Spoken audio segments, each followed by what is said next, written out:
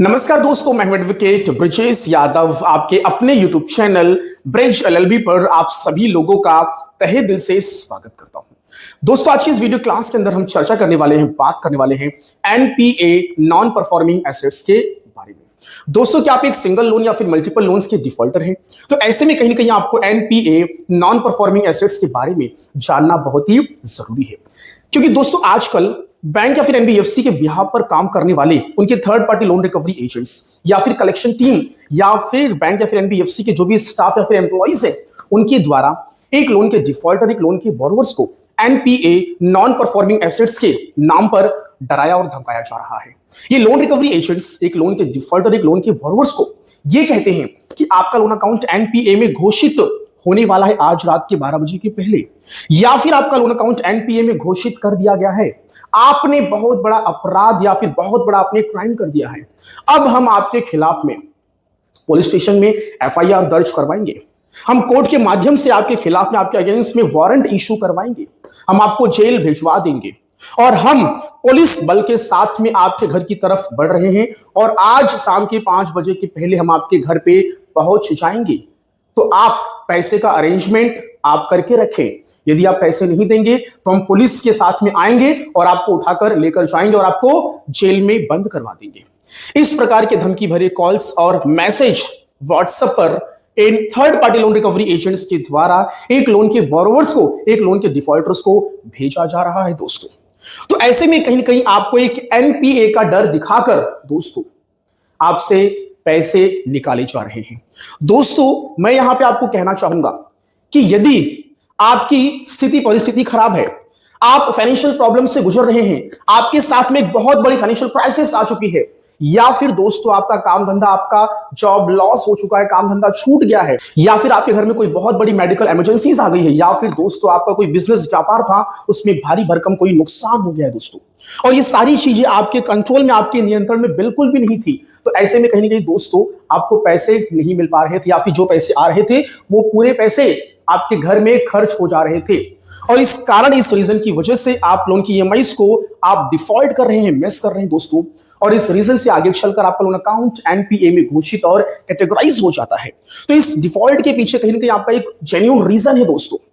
तो ऐसे में यदि कोई लोन रिकवरी एजेंट्स आपको डरा धमका कर आपसे कुछ छोटे मोटे थोड़े अमाउंट यदि वो रिकवर कर लेता है, तो कहीं ना कहीं ये जो एक प्रैक्टिस और टैक्टिस है दोस्तों, ये पूरी तरीके से इलीगल और गैर कानूनी है। यदि आपको पैसे निकालना है तो आप नियम कानून से बाय रूल निकालिए, मैं ये कहता हूं दोस्तों, और आप एक जेन्युइन डिफॉल्टर बनिए, ना कि एक विलफुल डिफॉल्टर बनिए दोस्तों। यदि आपके पास पैसे हैं तो आपको बैंक और एनबीएफसी से लिए गए लोन के अमाउंट को आपको समय पर लौटा देना चाहिए दोस्तों। आइए अब हम जरा समझते हैं कि आखिरकार ये लोन अकाउंट एनपीए में घोषित कैसे होता है, इसका पूरा कंप्लीट प्रोसेस क्या है, लोन अकाउंट एनपीए में कैटेगराइज कैसे कर दिया जाता है दोस्तों। क्या सचमुच में लोन अकाउंट एनपीए हो जाना, क्या ये एक आपराधिक क्राइम है? लोन अकाउंट एनपीए में घोषित हो गया तो ऐसे में कहीं ना कहीं दोस्तों एक लोन का डिफॉल्टर, एक लोन का बोरोवर ने क्या कोई ऑफेंस कमिट कर दिया, कोई क्राइम कमिट कर दिया दोस्तों? इसके बारे में भी जरा हम समझेंगे। डियर फ्रेंड्स, सबसे पहले हम समझते हैं कि आखिरकार एनपीए में लोन अकाउंट घोषित कैसे होता है, कैटेगराइज कैसे होता है। दोस्तों, एक लोन का बोरोवर, एक लोन का डिफॉल्टर जब लगातार अपनी 3 किस्तों को, अपनी 3 ईएमआईज को लगातार जब वो डिफॉल्ट करता है, या फिर बोल सकते हैं दोस्तों लगातार 3 महीने या फिर 90 दिन या फिर 92 डेज यदि क्रॉस हो जाते हैं, तो उसके बाद ही रिजर्व बैंक ऑफ इंडिया की गाइडलाइंस और रिजर्व बैंक ऑफ इंडिया की रूल्स एंड रेगुलेशंस के अकॉर्डिंगली ही एक लोन के बोरोवर का लोन अकाउंट एनपीए में घोषित या फिर कैटेगराइज किया जाता है बैंक के द्वारा, एनबीएफसी के द्वारा दोस्तों। तो यहां पे मैंडेटरी क्या है कि एक लोन के बोरोवर की जो भी ईएमआईज है, जो भी किस्तें हैं, वो लगातार कंटिन्यूअसली 3 महीने डिफॉल्ट होनी चाहिए। उसके बीच में लोन के बोरोवर के द्वारा 1 रुपया भी दिया नहीं जाना चाहिए दोस्तों, पेनाल्टी नहीं दिया, इंटरेस्ट नहीं दिया, या फिर कोई भी एक ईएमआईज नहीं भरा, 1 रुपया भी नहीं दिया दोस्तों। और ऐसे में लगातार 3 महीने कंटिन्यूअसली ईएमआई डिफॉल्ट हो गई, उसके बाद ही दोस्तों एक लोन के बोरोवर का loan account NPA non performing assets में घोषित और कैटेगराइज किया जाता है बैंक या फिर एनबीएफसी के द्वारा। दोस्तों, यह भी जरा समझना जरूरी है कि एक प्रोसेस होता है, डायरेक्टली सीधे एनपीए में घोषित कैटेगराइज नहीं कर दिया जाता है लोन अकाउंट। सबसे पहले लोन बोरोवर का जो लोन अकाउंट है उसको 3 अलग अलग कैटेगरीज में क्लासिफाई किया जाता है। पहले SMA0, दूसरा SMA1, तीसरा SMA2 दोस्तों, उसके बाद फिर NPA। SMA0 में अगर आपका डिफॉल्ट सिर्फ 1 महीने का हुआ है तो आपका लोन अकाउंट SMA0 में कैटेगराइज कर दिया जाएगा। उसके बाद यदि आपका दूसरा ईएमआई भी डिफॉल्ट हो गया, 60 दिन हो जाते हैं, तो आपका लोन अकाउंट SMA1 में कैटेगराइज और घोषित कर दिया जाता है। SMA का मतलब क्या हुआ? स्पेशल मेंशन अकाउंट दोस्तों। और यदि आपका जो ईएमआई है, यदि वो 60 दिनों से लेकर 90 दिनों के बीच का होगा डिफॉल्ट, मतलब कि तीसरे महीने में पहुंच गया, तो फिर SMA2 में कैटेगराइज और घोषित कर दिया जाएगा दोस्तों 60 से 90 दिनों के बीच में। दैट मींस कि तीसरा महीना। और जब तीसरा महीना क्रॉस हो जाएगा उसके बाद फिर आपका लोन अकाउंट एनपीए में चला जाएगा। लोन अकाउंट एनपीए में घोषित और कैटेगराइज कर दिया जाएगा दोस्तों। इस बात को नोट करिए। तो ये सारे प्रोसेस को फॉलो करना पड़ता है दोस्तों। तो जो बैंक और एनबीएफसीज होती है वो आपके लोन अकाउंट को मॉनिटर करती है और लोन अकाउंट को मॉनिटर करने के बाद उसको अलग अलग स्टेजेस में क्लासिफाई करती है। SMA0, SMA1, SMA2। उसके बाद जब 90 दिन या फिर 92 दिन क्रॉस हो जाते उसके बाद ही आपका लोन अकाउंट एनपीए में घोषित और कैटेगराइज किया जाता है बैंक और एनबीएफसी के द्वारा as per the Reserve Bank of India rules and regulations के अकॉर्डिंग दोस्तों। दूसरी चीज, जब एक लोन के बोरोवर्स का लोन अकाउंट एनपीए में घोषित और कैटेगराइज होने जाता है तो उसके पहले बैंक और एनबीएफसीज को एक लोन के बोरोवर्स को, डिफॉल्टर्स को इंटीमेट करना पड़ता है, उनको सूचित करना होता है कि भाई आपका लोन अकाउंट एनपीए में जाने वाला है। तो उनको एक लोन रिकॉल की नोटिस भेजी जाती है, उनको लीगल डिमांड की नोटिस भेजी जाती है कि बकाया राशि का भुगतान कर दीजिए, नहीं तो आपका लोन अकाउंट एनपीए में घोषित कर दिया जाएगा। दोस्तों कई बार तो लीगल डिमांड जो नोटिस है वो लोन अकाउंट एनपीए घोषित करने के बाद भी भेजी जाती है। तो यहां पे कोई स्पेसिफिक टाइमलाइन नहीं है दोस्तों। तो लीगल डिमांड नोटिस ये एनपीए घोषित होने के बाद भी भेजी जा सकती है और एनपीए घोषित होने से पहले भी भेजी जा सकती है दोस्तों। और डियर फ्रेंड्स, जब एक व्यक्ति का लोन अकाउंट एनपीए में घोषित या फिर कैटेगराइज कर दिया जाता है तो इसकी सूचना, इसकी नोटिस लोन के बोरोवर को भेजी जाती है कि आपका लोन अकाउंट इस डेट को एनपीए डिक्लेयर्ड किया गया। तो एनपीए डिक्लेरेशन की एक नोटिस लोन के बोरोवर को दी जाती है कि आपका लोन अकाउंट एनपीए में घोषित कर दिया गया दोस्तों। एक लोन के बोरोवर को मेल किया जाता है, मैसेज किया जाता है, इंटीमेट किया जाता है, रिमाइंडर डाला जाता है दोस्तों एनपीए के बारे में या फिर जो भी उसकी ईएमआई डिफॉल्ट हुई उसकी रिकवरी को लेकर। दोस्तों अब एक बार यदि लोन अकाउंट एनपीए में घोषित कर दिया जाता तो उसके बाद होता क्या है? उसके बाद बैंक और एनबीएफसी एम्पावर हो जाती है, उनको एक शक्ति मिल जाती है कि वो आपके खिलाफ में लीगल एक्शन स्टार्ट कर सके। तो डियर फ्रेंड्स, एनपीए में घोषित होने के बाद ये लोन कंपनियां एक लोन के बोरोवर डिफॉल्टर के खिलाफ में दोस्तों लीगल एक्शन स्टार्ट कर देती हैं और उनको लीगल एक्शन लेने का एक उनको शक्ति और पावर मिल जाता है।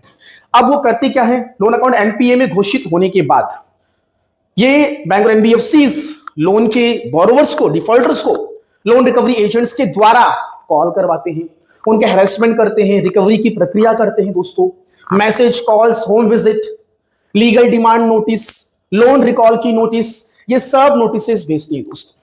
लोन रिकॉल में क्या बोलते हैं वो कि भाई जो भी आपकी अमाउंट बाकी है वो सब हमें लौटा दो।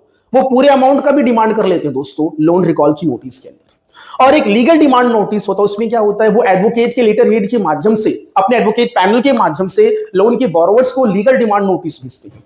उस लीगल डिमांड नोटिस के अंदर वो एक फाइनल वार्निंग देते हैं कि आप इस पूरे अमाउंट को, इस टोटल अमाउंट को यदि आप अगले 7 से 15 दिनों के अंदर यदि आप नहीं भरेंगे, उसका रीपेमेंट नहीं करवाएंगे, तो हम आपके खिलाफ में लीगल एक्शन लेंगे। लीगल एक्शन में क्या लेंगे? आर्बिट्रेशन की प्रोसीडिंग्स, सेक्शन 25 की प्रोसीडिंग्स, सेक्शन 138 की प्रोसीडिंग्स, बीएनएस 318, 316 की प्रोसीडिंग्स। इस प्रकार से अलग अलग एक्शन लेने की बात वो करते हैं लीगल डिमांड नोटिस के माध्यम से। और ये लीगल डिमांड नोटिस अधिकतर बैंक और एनबीएफसीज के एडवोकेट पैनल के माध्यम से भेजी जाती है।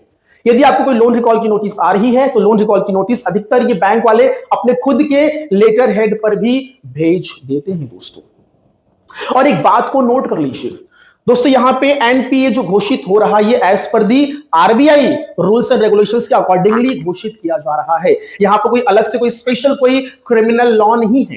तो दोस्तों लोन अकाउंट एनपीए घोषित हो जाना मतलब कि यहां पे कोई अपराध कोई क्राइम नहीं किया जा रहा है एक लोन के बोरोवर और लोन के डिफॉल्टर के द्वारा।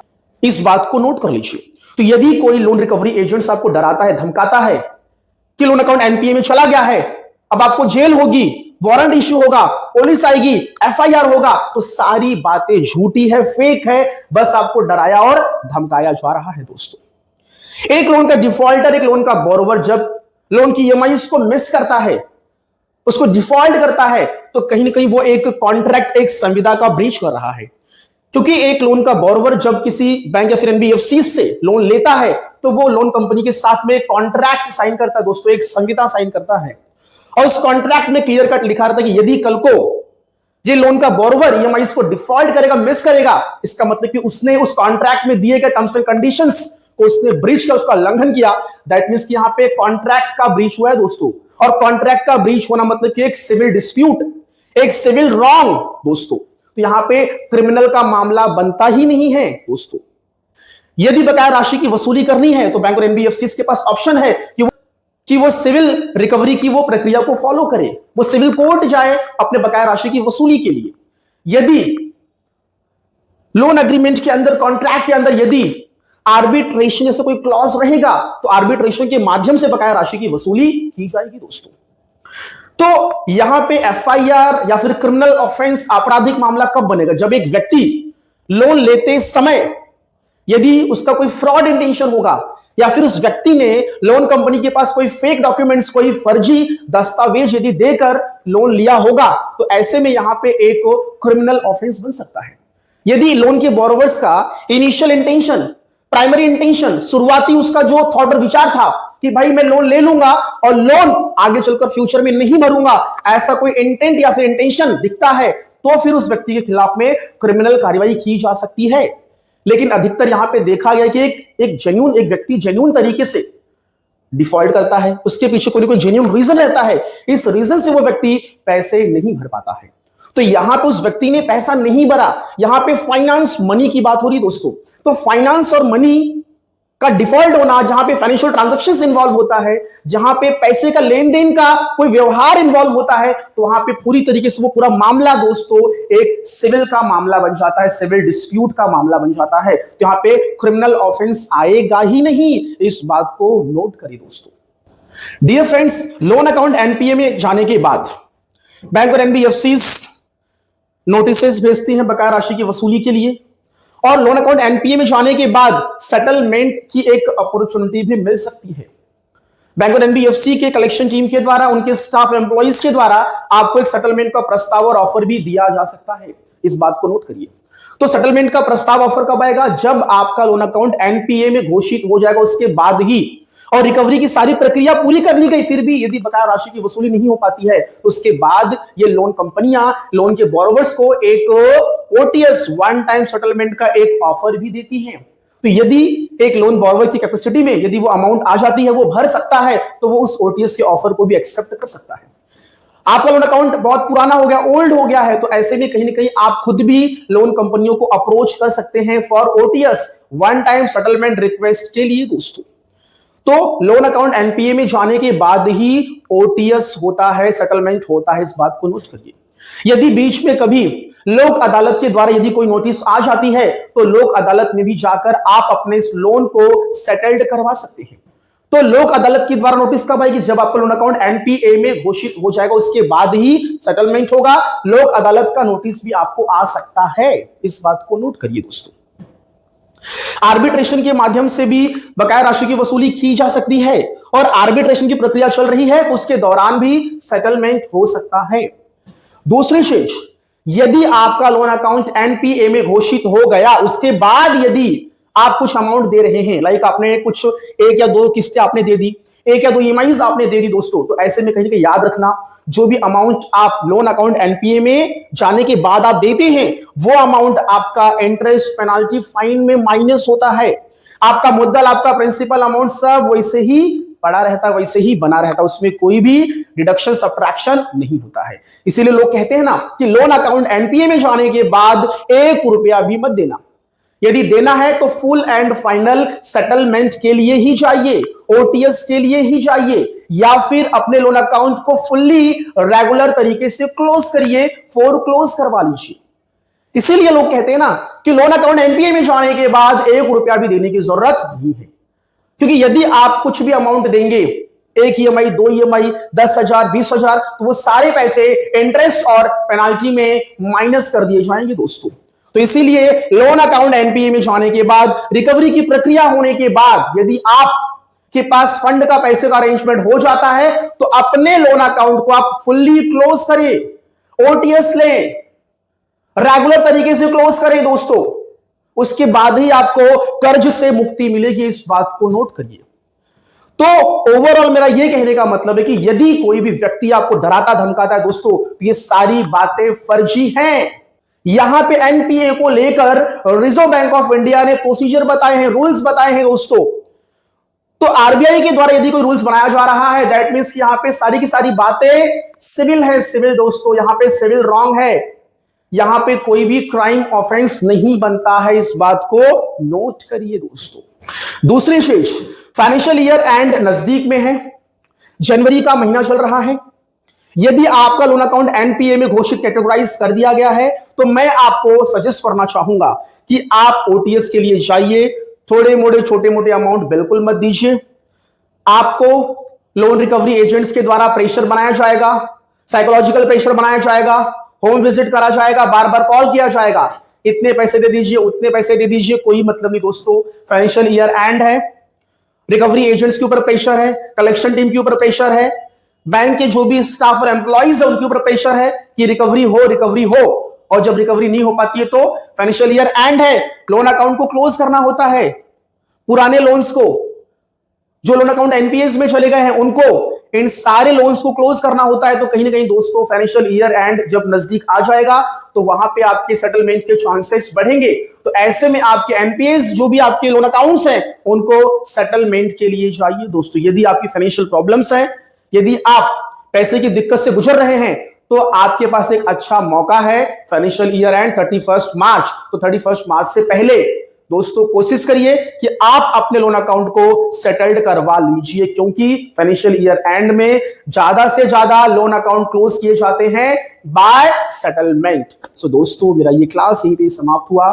यदि आपको मेरा ये वीडियो अच्छा लगा हो, पसंद आया हो, तो मेरे वीडियोस को आपके दोस्तों के साथ में शेयर करिए। और यदि आप मेरे चैनल पर पहली बार आ रहे हैं तो आप लोग मेरे इस चैनल को सब्सक्राइब करना बिल्कुल भी ना भूले। और यदि मन में कोई भी डाउट्स है, कोई भी क्वेश्चंस है, सो कमेंट सेक्शन में लिखना बिल्कुल भी ना भूले। और मेरे दिए गए लीगल हेल्पलाइन नंबर पर आप मुझे कॉल कर सकते हैं, मैसेज कर सकते हैं। मैं आपकी मदद के लिए हमेशा सदैव तत्पर रहूंगा। थैंक यू सो मच, धन्यवाद, जय हिंद, जय भारत।